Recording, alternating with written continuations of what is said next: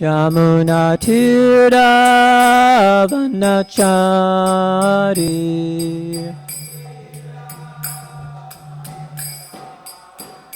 Jayo Radha Madhava Kunja Bihari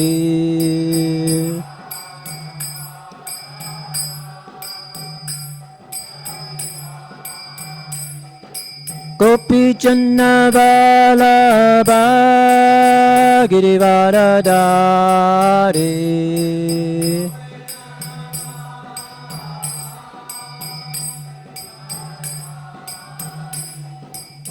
Yashodanandana Bhajajana Ranjana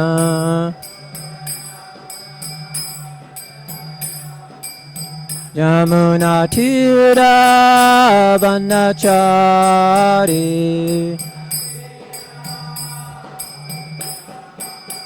Jayo Radha Madhava Kunja Bihari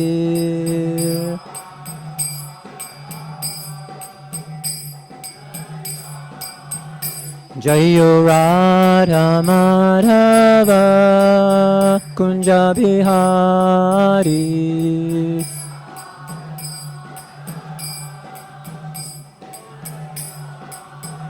Jayo Radha Madhava Kunja Bihari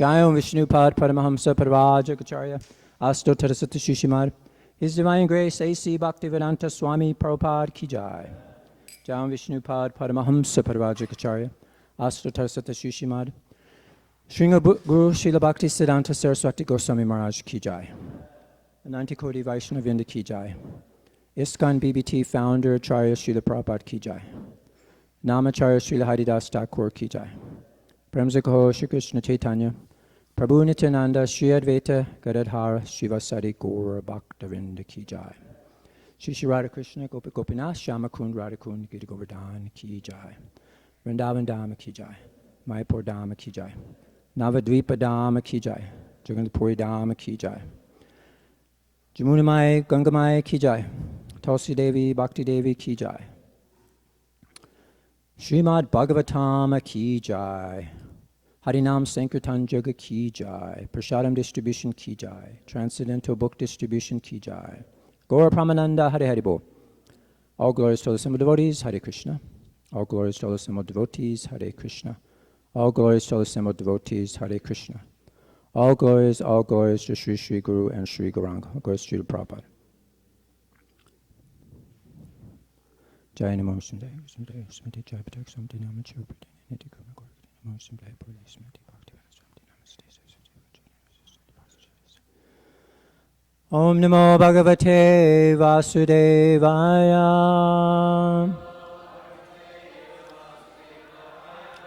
Om Namo Bhagavate Vasudevaya.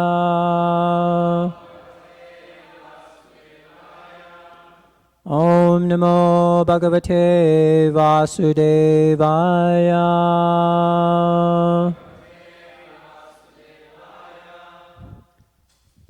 So thank you for coming, Srimad Bhagavatam. So we could see a picture of Krishna here. We're all discussing Krishna. So it's not Krishna alone, but Krishna has many, many energies. It's not that you can separate Krishna. It's not just some individual statue or some idea. But actually we're going to see how Krishna is practically everything. So we can see here, let's see. Okay. There we go. So see Krishna. There's one nice verse that Prabhupada brings out actually in the word for word of the second verse that we're going to read today. So today we're going to be reading from the Srimad Bhagavatam. This is the 10th canto, chapter 3, texts 13 and 14. And we'll be discussing this one word that's brought up that I mentioned. Swaprakritya. So by your personal energy. That's what that refers to, by Krishna's personal energy. It's not just Krishna alone, but he has so many different energies and manifestations. And everything is working under his direction. The verse that Prabhupada quotes is the one from the Bhagavad Gita, Madhyaksena Prakriti, this Maya by me, Adhyaksena by his superintendence. So this is Krishna. This material nature, it's full of his energies, and they're all working under his direction. So all these non-moving, moving, they're under his rule, and they're manifested, created, annihilated again and again. So this is Krishna. Even though he's aloof from all material nature and all creations, he's still the director and the controller of all these things. And not only that, but he's the seed father of everyone. And yet we're seeing that he's actually taking birth. So it's very inconceivable, Krishna's manifestations and his activities. So let's just dive right into the verse. Actually, I'm going to chant the first one myself, and then we'll go to the next one. Okay, so let me just, I can't even see that. Let me change something here.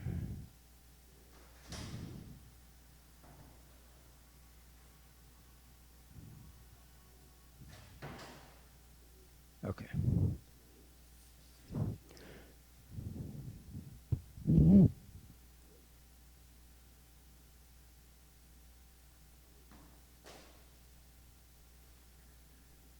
I just have to make it bigger so I could see it here. Okay, so the first verse. Shri Vasudeva Vacha Vidito Shri Bhavan Sakshad Purusha Prakrite Para Kelanu Bhavanunada Sarupa Sarva Buddhi Drik. So this is Vasudev's prayers, very wonderful prayers. My Lord, you are the Supreme Person, beyond material existence, and you are the Super Soul. Your form can be perceived by transcendental knowledge, by which you can be understood as the Supreme Personality of Godhead. I now understand your position perfectly. So this is the purport. It's a very short purport. Within Vasudev's heart, affection for his son and knowledge of the Supreme Lord's transcendental nature both awakened in the beginning, Vasudev thought. Such a beautiful child has been born, but now Kamsa will come and kill him. But when he understood that this was not an ordinary child, but the Supreme Personality of Godhead, he became fearless. Regardless of his son as the Supreme Lord, wonderful in everything, he began offering prayers appropriate for the Supreme Lord, completely free from fear of Kamsa's atrocities. He accepted the child simultaneously as an object of affection and as an object of worship by prayers. So, let's go to the next verse. We'll chant this one together. So this is larger so you could see it. Sa eva swaprakriti-dam. Sa eva swaprakriti-dam. Shrist vagre trigunatmakam. Srit Vagre Trigunatmakam Tad Anu Tvam Hi Apravishtaha Tad Anu Tvam Hi Apravishtaha Pravishta Iva Bhavyase Pravistaiva bhavyase Sa eva swaprakriti-dam Sristvagre trigunatmakam Tadanu tvam hiya parvishtaha pravishta eva bhavyase sa eva swaprakrityedam shrishtvagre trigunatmakam tadanu tvam hi apavrishtaha pravishta eva bhavyase.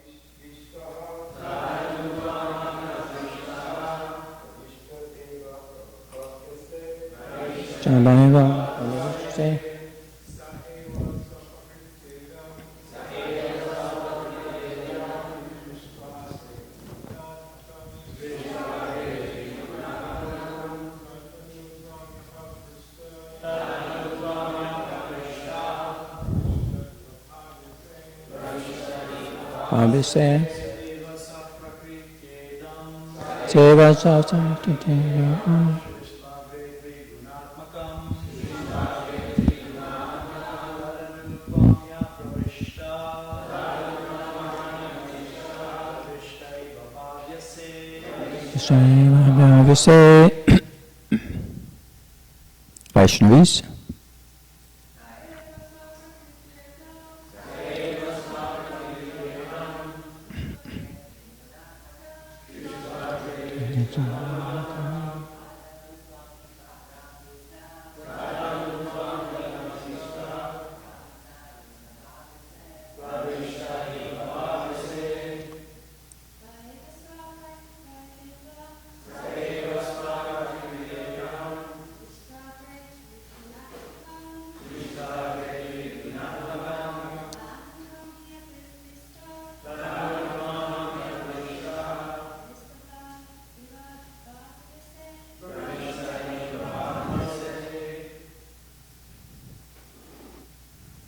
Okay.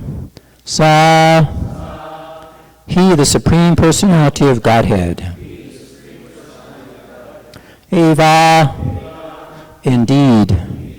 Swaprakritya, that's the word I quoted in the beginning. By your personal energy, Madhyakshena Prakriti Suyate Satchacharam Idam, this material world. Srisva, after creating. Agre, in the beginning. Triguna Atmakam, made of the three modes of energy. Sattva, Rajas, Tama, Guna. Tatanu, thereafter. Tvam, your lordship. He, indeed. Apravishtaha, although you did not enter. Pravishtaiva, you appear to have entered. Bhavyase, are so understood. Translation. My Lord, you are the Supreme Person who in the beginning created this material world by his personal external energy. After the creation of this world of the three gunas, sattva, rajas, and tamas, you appear to have entered it, although in fact you have not. Please repeat. My Lord, you are the Supreme Person. Yes, you are the same person who in the beginning created this material world by his personal external energy. After the creation of this world of three gunas, sattva, rajas, and tamas,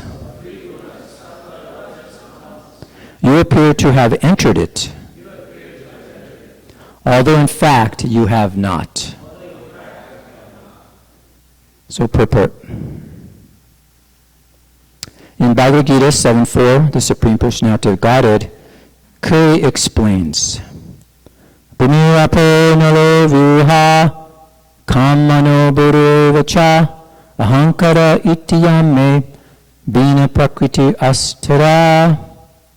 This material world of the three modes of material nature, Sattva-guna, Rajaguna, and Tamoguna, is a composition of earth, water, fire, air, mind, intelligence, and false ego, all of which are energies coming from Krishna. Yet, Krishna, being always transcendental, is aloof from this material world. Those who are not in pure knowledge think that Krishna is a product of matter, and that his body is material like ours. Avajananti mam mudha. Bhagavad Gita 9:11. In fact, however, Krishna is always aloof from this material world. In the Vedic literature, we find the creation described in relationship to Mahavishnu, as stated in the Brahma Samhita 5:37. Eko piyaso vachitum jagadananda kotim yachchakti asti jagadananda chayayaranta antara andantarasta paramanu chayantarastam govindamari pusham tamaham bhajami. I worship the primeval Lord Govinda, the original personality of Godhead. By his partial plenary expansion as Mahavishnu, he enters into material nature. Then he enters every universe as Gaudacandra Vishnu. And he enters all the elements, including every atom of matter, as Kshirodakshai Vishnu. Such manifestations of cosmic creation are innumerable, both in the universe and in the individual atoms. Govinda is partially exhibited as Antaryami, the supersoul, who enters this material world, Andantarasta, and who is also within the atoms. Can you imagine that? Krishna, everything coming from Krishna, then he enters into everything. Just like Krishna, it says, is in every atom. So every cell in your body, you can practically say it's conscious. Krishna is there directing it according to your desires, according to your thoughts, according to your mood, your attitude. And that's how we get these particular bodies, according to our desires. The Brahma Samhita 548 further says, Yashaika nivasita kalam atavalambya jivanti lomaji viloja jagat anandanata Vishnu mahansa iha ayasya kala visesho govindamari pusham tamaham bhajami. This verse describes Mahavishnu as a plenary expansion of Krishna. Mahavishnu lies in the causal ocean, and when he exhales, millions of Brahmandas, or universes, come from the pores of his body. Then when Mahavishnu inhales, all these Brahmandas disappear. Thus, the millions of Brahmandas controlled by the Brahmas and other demigods come and go in this material world through the breathing of Mahavishnu. This is the personality we're talking about. Foolish persons think that when Krishna appears as the son of Vasudeva, he is limited like an ordinary child. But Vasudeva was aware that although the Lord had appeared as his son, the Lord had not entered Devaki's womb and then came out. Rather, the Lord was always there. The Supreme Lord is all-pervading, present within and without. Pravista eva bhavyase. He only seems to have entered the womb of Devaki and to have now appeared as Vasudeva's child. The expression of this knowledge by Vasudeva indicates that Vasudeva knew how these events took place. Vasudeva was certainly a devotee of the Lord in full knowledge. And we must learn from devotees like him. Bhagavad Gita 4:34 therefore recommends Tadviri Pranipatena Paripasnena Sevaya Upadekshanti Te Jnanam Jnaninas Tatvadarshinaha. Just try to learn the truth by approaching a spiritual master. Inquire from him submissively and render service unto him. The self-realized soul can impart knowledge unto you because he has seen the truth. Vasudeva begot the Supreme Personality of Godhead, yet he was in full knowledge of how the Supreme Lord appears and disappears. He was therefore Tattvadarshi, a seer of the truth, because he personally saw how the Supreme Absolute Truth appeared as his son.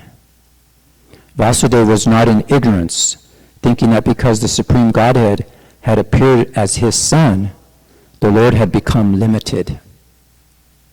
The Lord is unlimitedly existing and all-pervading inside and outside. Thus, there is no question of his appearance or disappearance.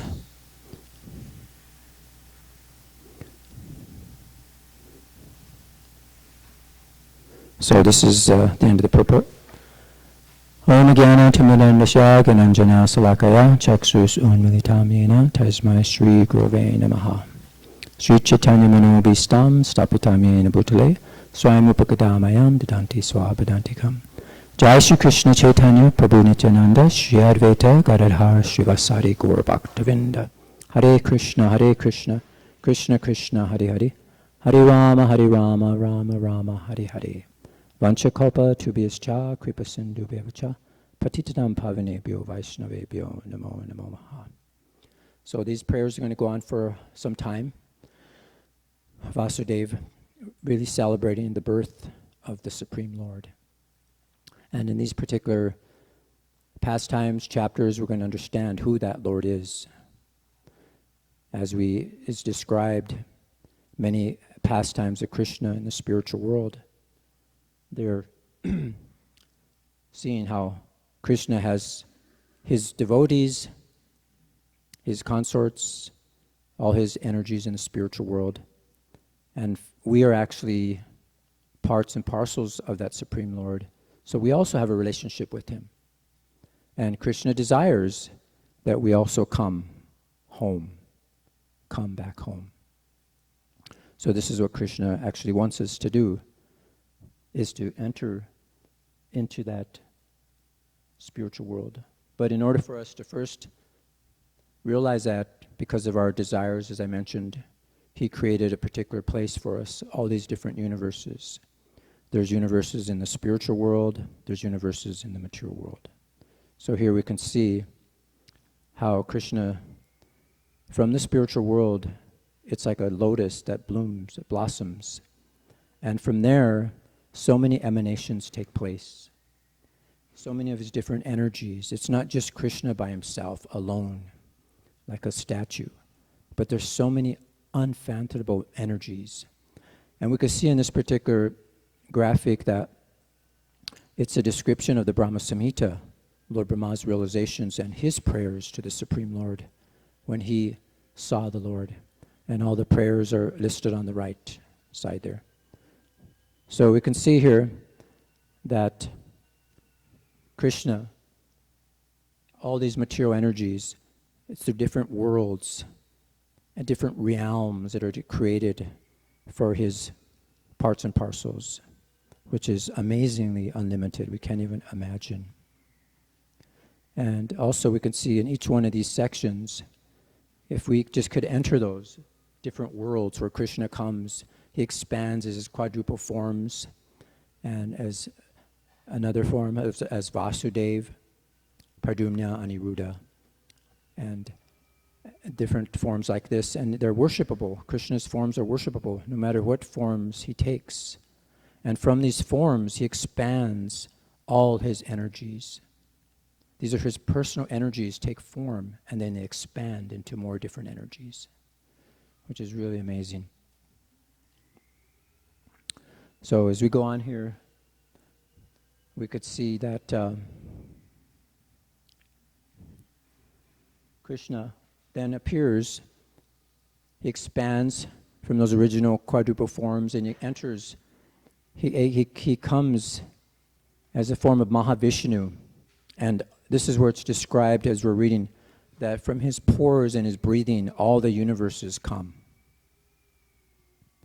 And this is the material, and each one of these universes, we could see they're coming from his pores. And we just happen to be in one of those particular universes. But we can see, we can't forget that everything, all this comes from Krishna. That boy, Krishna. That's who's appearing in these pages of the Bhagavatam. So he's the supreme person that's appearing. So we can't forget that. So as we go on here, we can see that Krishna,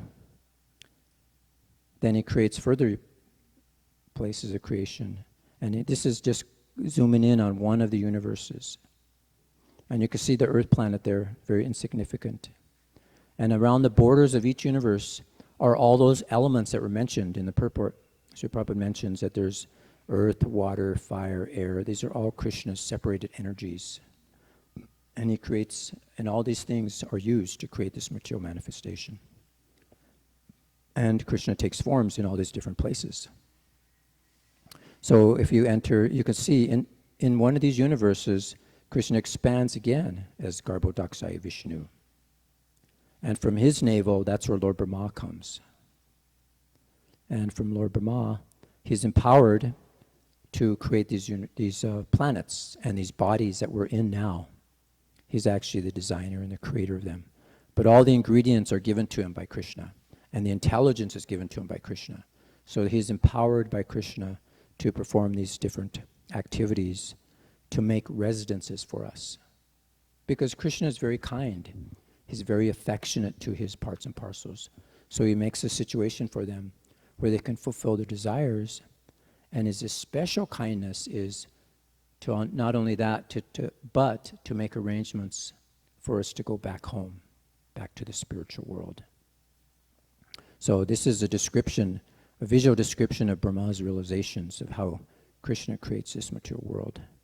And then again, Krishna expands himself into every atom as described as the super soul. So there's a living, conscious, supreme person in every atom, in every cell, in every body. Everywhere Krishna is expanded. This is that person that's appearing in the Srimad Bhagavatam. So it's described how Krishna, he also is beyond these modes of material nature. He takes forms as the mode of goodness, the form of Vishnu, and the mode of passion as the form of Lord Brahma, and as the mode of ignorance as Lord Shiva. And by the mixture of these different modes, this is how Krishna manifests all the different varieties that we see in the material world. As we can see here, we are like puppets being controlled by the material energy. Yet somehow or another we think that we are the controllers. But actually we see Krishna is above everything, controlling everything. And as we saw, simply by his glance, Krishna had created everything. He's actually practically aloof from everything, but the only thing that he's doing is he glances. He actually does take part in it, and he does appear in it. So Krishna, in his wonderful activities, inconceivable activities, he appears within and without the universe. And it's described, Krishna, it's like a rainbow when he appears. As you can see, in a cloudy thunder sky, there appears a rainbow sometime. And its appearance is like a bow with no string. And that's compared to the personality of Godhead, Krishna, when he appears in this material atmosphere. So this is the word guna, actually means quality or mode, as well as string or rope. So within the rainbow, when it appears, during the rainy season, it looks like a bow, but there's no string. So it means that just like Krishna can appear, but these modes, these gunas, they're like ropes, they tie you down. He's not affected by them. He's completely transcendental to them. And it's also described that a person who is a pure devotee of Krishna, he is also like a rainbow. He's actually free from the material modes of material nature. So we are parts and parcel of Krishna. Krishna is the supreme. He's the biggest of the biggest, and he's the smallest of the smallest that we have seen. And he's unaffected by anything in the mature world, just like a rainbow. So this knowledge is handed down, as Prabhupada mentions in the purport. Just approach a spiritual master, inquire from him submissively, render service, and then he can reveal the truth, because it's actually coming from Krishna through the parampara system. Parampara praptam. So it comes down. Krishna spoke it to the sun god, who spoke it to his son, and it's handed down through the parampara system. And this is how we get knowledge. This is how we become purified. This is how we become free also from the gunas, from these ropes, these ties of the material world. So Krishna comes in different incarnations, and we could see here, we have discussed many of these different incarnations of Krishna appearing already. And now the main summum bonum, Krishna, the source of all incarnations, is appearing. And as we know, the story happens when sometimes there's difficulties in the mature world created by the demons. Then it makes a very precarious condition for the earth planet and all the different demigods. And they appeal to the Lord to please come. But the Lord already knows, and he comes and to protect his devotees. We see this big demon, Kamsa. I mean, do you know how powerful he is? He actually went throughout the universe and he challenged all the demons to a fight. And then he would practically kill them to their last breath, and then he'd make them vow that you have to be dedicated your life to me. You do whatever I say. So he's not your ordinary demon. Of course, we know who he actually is. He comes directly from the spiritual world. So just see all the power and the potency he has compared to other demons that are taking birth from karma. You know, they don't have so much power. But these demons that came for Krishna's pastime, they're super powerful. So we can't believe how powerful this personality is, and what an illusion and ignorance he is, that is ready to kill his own sister just for his own bodily protection. So that's a demon. So Krishna actually did appear, and as we read, wonderful prayers by the demigods. And there's not just anybody, is praised in the womb by the demigods. This is the Supreme Personality of Godhead. He appeared, or actually seemed to appear in the womb of his devotee. But actually, because the devotees are pure like him, they're in the same quality that he's already with them. He's already in them, as described. So he's within and is without. So Krishna also glanced and he asked his material energy, Durga, to also appear in the material world. And she appeared, and she warned Kamsa that, you are such a fool. This powerful personality, who is the greatest demon in the universe, he actually controlling the demigods too, has no heart. He's grabbing the children of Vasudeva and Devaki, the first 7 children or 6 children, and just smashes them against the wall or a rock, whatever. No mercy. So this is a demon mentality. So he was warned. And then Krishna actually did appear, and we're hearing the wonderful prayers by Vasudeva and Devaki. It's interesting, their rasas, that they're like the father and mother, paternal, but yet they're offering prayers of worship. So they kind of have at the same time, they see him as the Supreme Personality of Godhead and also as their son, which is very interesting. So here he switches the children to seemingly protect him for Krishna's pastime, because Krishna wanted to actually take birth also in the womb of Yasoda and Nanda Maharaja's place. So there, Krishna can do whatever he likes. These are devotees. And he appeared in their womb also, in her womb, supposedly. So this is the wonderful, they began to enjoy the appearance of Krishna, the wonderful personality of Godhead. They were just completely in love with him. It's described that Devaki's maternal love wasn't exactly as the same as Yasoda's.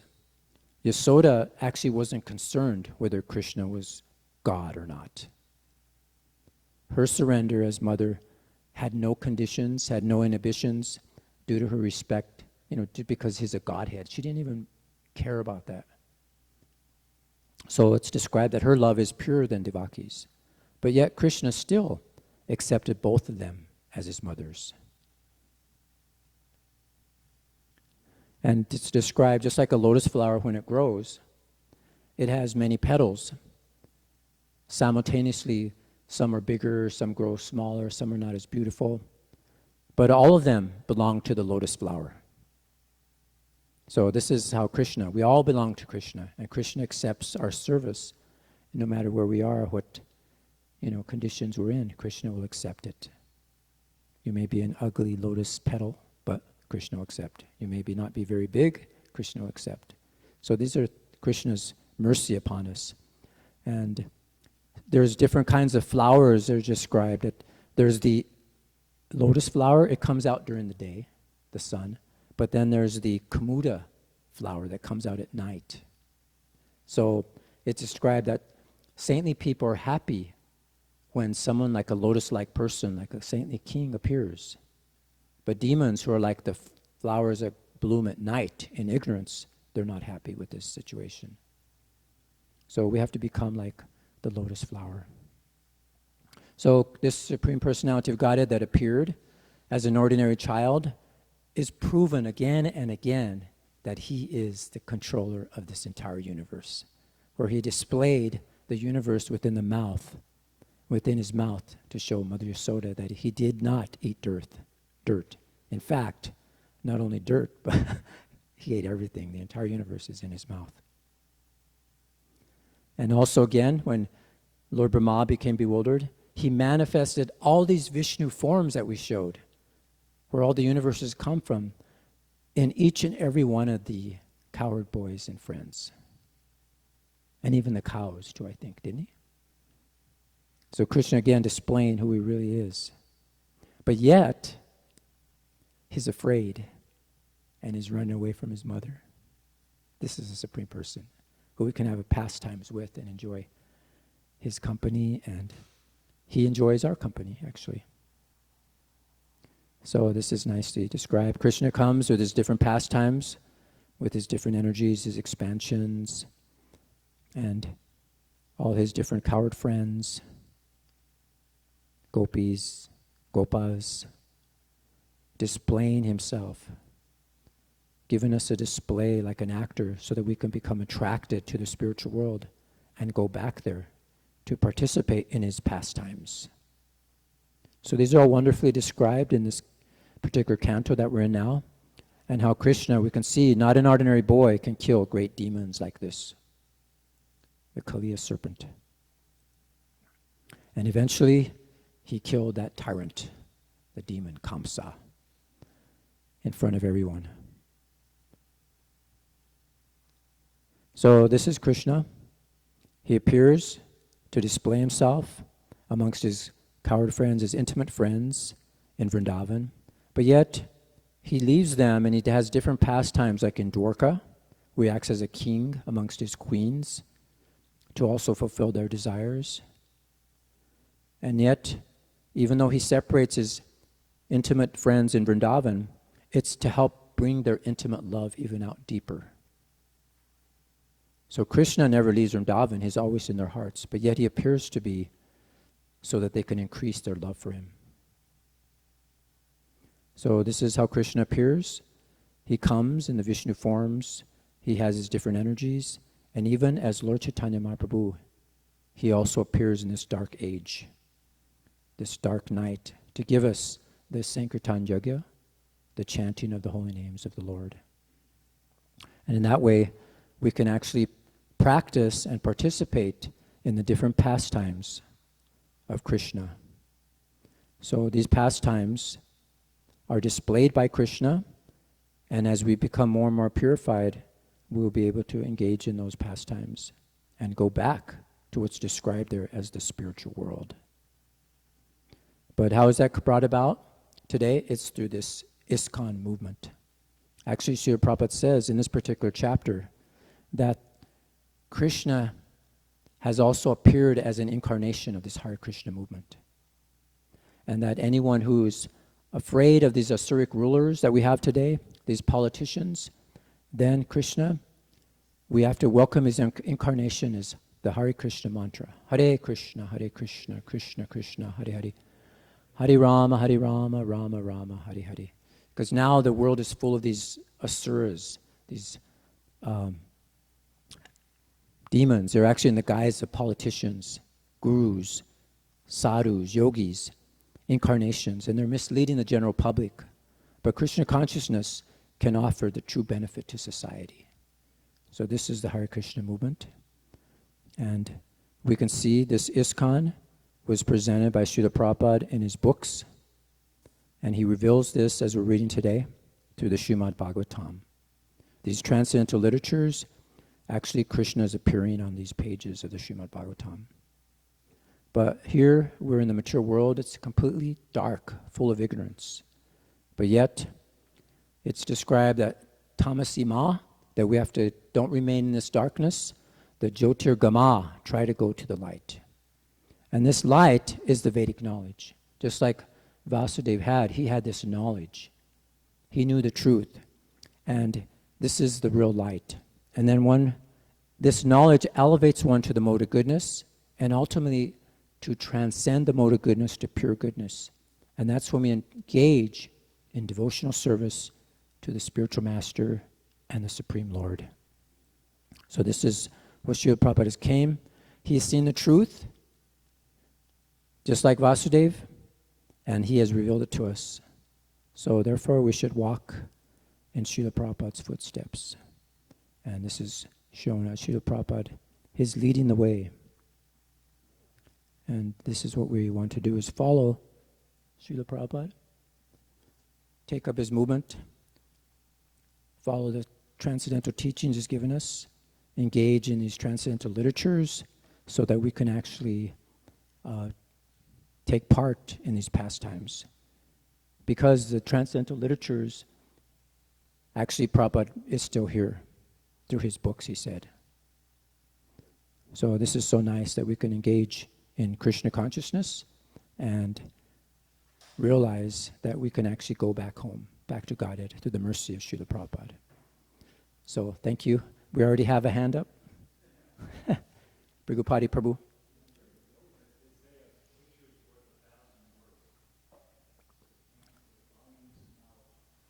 Thank you.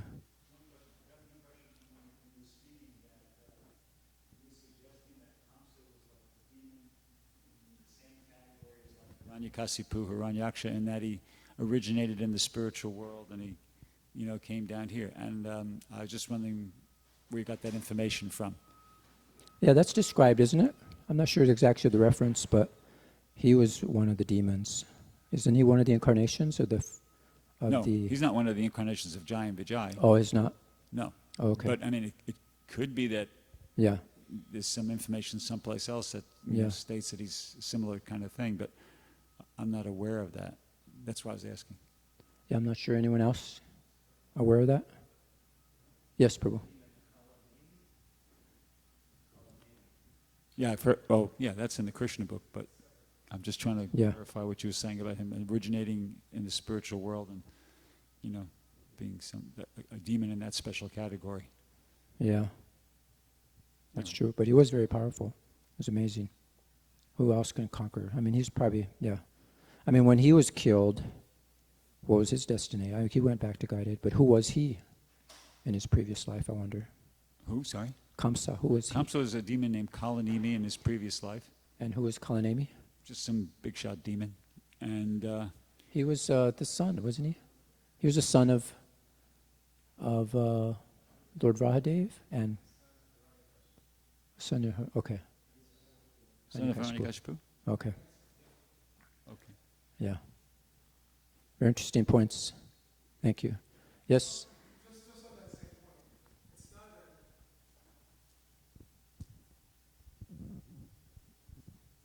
it's not that only Jai and Vijay who became Hiranyaksha and Hiranyakashipu and Kumbhakarna and Ravana, Dr. Barker and Shishupal, it's not that they're the only powerful demons. There's so many other powerful demons, and Kamsa was one of them. This is clearly described in the Garga Samhita, if you read that. Garga Samhita, about how the pastime that he was talking about, traveling around and conquering all the other demons, is described there in the Garga Samhita. So it's not only, again, the ones that come directly to fight, like Hiranyaksha and Hiranyakashipu, that they're powerful and the rest of them aren't. No, there are many powerful demons. Not all of them came directly by being cursed, like the Kumaras cursed, Jaya Vijay, but there are other powerful demons in the universe, and he was one of them. He was extremely powerful. He went around and conquered all the other demons, either fought them and made them submit, or they made alliances with him to avoid fighting. It's all described in the Garga Samhita. Thank you. I think Rabindranath had his hand up first, after Archita. Answered your question? Want to give him the mic? Yeah. You mentioned something about Kamsa traveling throughout the universe and challenging people, and where's that stated? Archita just said. Garga Samhita? Yeah. Okay. Yes. That's what I thought. Okay. Thank you, Prabhu. Okay, another question over here? Comment?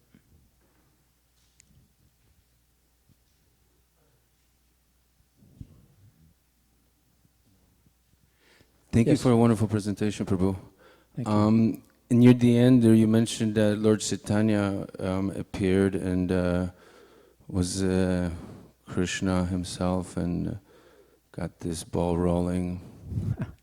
Yeah. I think recently we heard some of Lord Chaitanya's prayers, and that he just wanted to have a devotional life unto Krishna's lotus feet lifetime after lifetime.